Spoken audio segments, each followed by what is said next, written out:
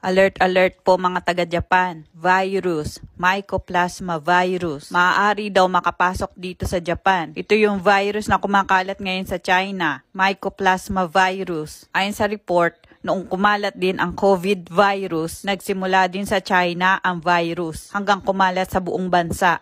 Ngayon naman itong kumakalat na virus ay pinaghihinalaan na makakapasok sa Japan dahil sa pabalik-balik na pagpasok ng mga tourist, especially ang mga Chinese. Mas dumadami daw ang pumapasok na Chinese ngayon sa Japan. Doble ingat, alert.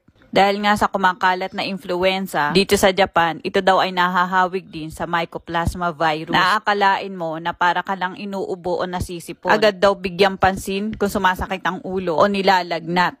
Ito daw ang mga sintomas ng virus na Mycoplasma pneumonia. At kapag matindi ang epekto sa iyo, pwedeng umabot sa seizure. Alam nyo ba ang ibig sabihin nito?